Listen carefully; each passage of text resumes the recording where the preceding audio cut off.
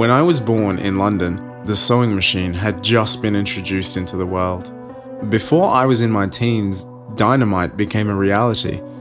And when I married my first wife, the only things with wings were natural, with aeroplanes far into the future. I fought the First World War with grey hair, and I watched the second one pass with a cane in my hands. By the time the nuclear bomb had dropped, I'd thought I'd seen it all, and that soon I'd be joining the fallen soldiers in the afterlife. I was wrong. And I found that out on the day that my wife died in 1947. We had both exceeded our life expectancies until one winter morning, her body grew cold next to me. Her breathing stilled, the light in her eyes extinguished. From the back of her grey hair, I could almost pretend she was still alive. And for an hour, I did. My eyes welling up in tears as I realized that without her, my life was no longer worth living. So I walked to my dresser. I reached into the top drawer, my wrinkled hands searching towards the back, shaking as they found the cold metal wrapped in old rags. And pulling out the loaded revolver, I made my way back to my bed, slipping back on the covers, laying next to my wife, this time forever. Raising the gun to my temple, I felt no hesitation. I was done here on Earth, finished, my purpose complete, and with the failing of my physical and slowing of my mental facilities, I'd prefer to die than deteriorate. I was almost excited to pull the trigger, and when I did, I was met with only one sound. Click. I frowned, checking the cylinder to make sure each of the slots had a bullet. A dud, I thought, and raised the gun again. And once more I pulled the trigger. Click. Click, click, click, click, click. One for each of the bullets, all of them failing their duty. So I moved on to the medication the doctors had prescribed me in my final years, downing several multiples of their recommendations until darkness overtook me.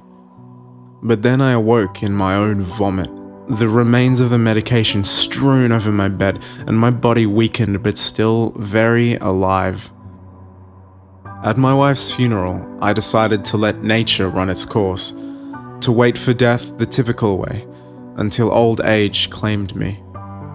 But then a decade passed, and another, and another. Every few months, I attempted suicide once more, but each time failure awaited me. Jumping off a bridge onto concrete yielded broken bones, but no death. Drowning only resulted in me awakening face up and sputtering on the shoreline. Suffocating myself always ended in an unexpected leak where fresh air was able to enter and revive my starving cells. No reputable scientist believed my claims, nor did doctors, though often perplexed. And every year more of me deteriorated. I lost a foot to diabetes, the nerves on my right hand failed, my eyes have long lost their once sharp vision. By the 80s, I was completely deaf. By 85, I could no longer stand, and by the early 2000s, my thoughts came slow, but still conscious. Simply writing this took 3 weeks, my focus waning in and out, my misspelling so frequent that my friend could barely transcribe this passage. And it wasn't until just last week that I finally heard a scientific explanation of what was occurring to me, explained by the same friend who transcribed this for me. That there was a theory in science that stated that so long as there was a chance for someone to stay alive, that they would stay alive. That due to infinite possibilities in infinite universes, there will always be a version of me that never dies.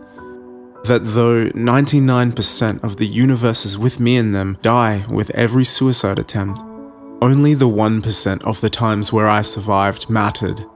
Because so long as there was a sliver of a chance that I could be alive, there was a version of me that would be alive. Because I'm only conscious in the universes where I'm alive, none of the other universes mattered. that they collapsed somehow, that they didn't matter. Though I don't quite understand it, he assured me that this theory, quantum immortality, could be very real, and with my age as proof that it is real. What's terrifying for you is not that I'm experiencing immortality, it's that you will too. But you won't know until the years slip by and death never claims, especially since the universe that you will experience this is astronomically not likely this one. So you never have read this, and you won't know until it happens, and you can't escape.